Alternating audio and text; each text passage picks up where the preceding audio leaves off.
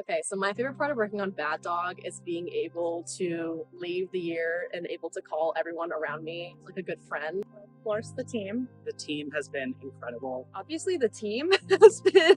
Team's wonderful. I love them all. The team, obviously. I think everyone is saying it, but the team. I couldn't have asked for like a better group of people to work with. Team is the best. Everyone was just so easy to work with. I feel like everyone is super nice and I'm friends with everyone at the end of the project. I feel like I made so many close and intimate relationships with people here, and I have never been able to work on a collaborative project where I can leave and genuinely feel comfortable talking to everybody outside of class and having amazing memories of working with people.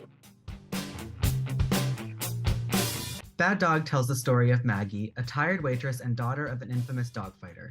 The film explores Maggie's past and present, dealing with her traumas and abuse, metaphorically comparing her life to the life of a fighting dog. Her rage and fear bubble up until she finally takes back her power from the men who have tried to keep her down. When I was working on the storyboards and animatic, I really wanted to focus on match cuts was a really big thing. You can see multiple times throughout the film. One that comes to mind is when her eyes kind of turn into the faucets of her shower. Because it goes back and forth between different locations and different times, that definitely helped make it more linear. It helped make things slightly. Since our story weaves from past to present, differentiating between these time periods and locations was a big concern. In order to help differentiate between these two time periods, we relied heavily on color. It was a really interesting process working with the color palettes that had already kind of been established through Dax's beat boards and things like that, because they were very much outside the realm of the colors that I usually use in my own artwork. So I had to experiment with a lot of new things, and it was a lot of fun trying that out, and I kind of had to push my comfort zone a bit. Since a lot of our colors kind of give some subliminal messaging of sorts in terms of the story and the characters, I really toyed around with the dichotomy of warm versus cool tones, especially since this is a story about a woman's experience and gender. I already had the majority of our main characters designed by the time we started out in the fall, so that gave us more time to go in depth with their expressions and other character exploration. I love all the character designs because all of them show the personalities, and because we have a lot of background crowds, and I think they just enrich the story. And one design in particular that's really important to me is young Maggie, because I kind of designed her after myself. If you look back at the mood boards from a year ago when I was first designing her, there are a couple pictures of me when I was 9 and 10 in there. I actually had a little bit of a hand in the design for the Zippo Man, which is the villain of the film, the one who's catcalling Maggie.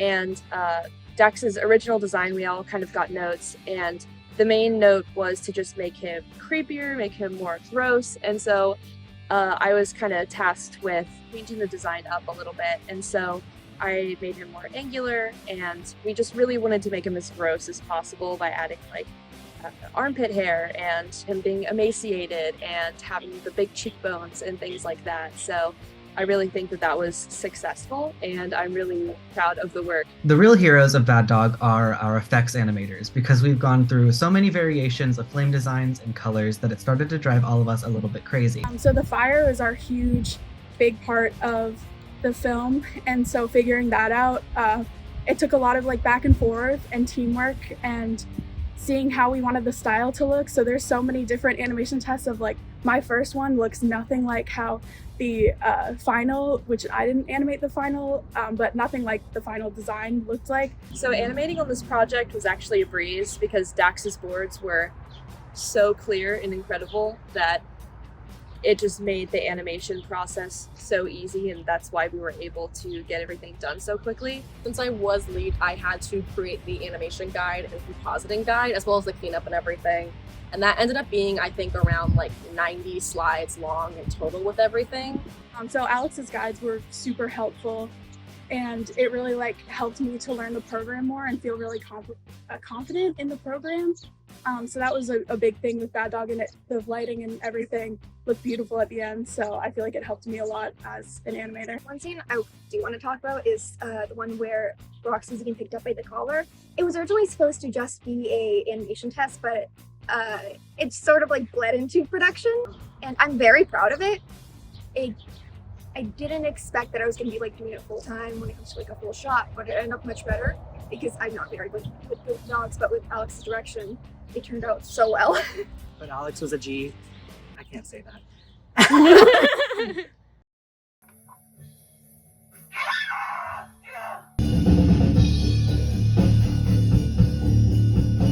Something else really cool that we got to do was work with the Maxines. They're an all-girl rock group local to Savannah, and it was so awesome working with them to make the soundtrack for the film.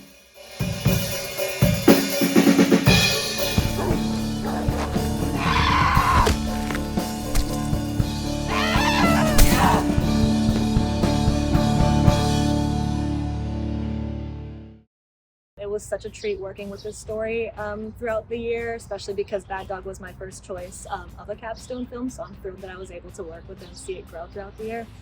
Something that I tell everybody when I tell them a bit about Bad Dog is I introduce it as a story that I wish I wrote, but I didn't. So thank you to Dax for that. We have 2 producers, which brought Chloe and I closer together. But then we also divided that work between Carla, Alex, and Dax.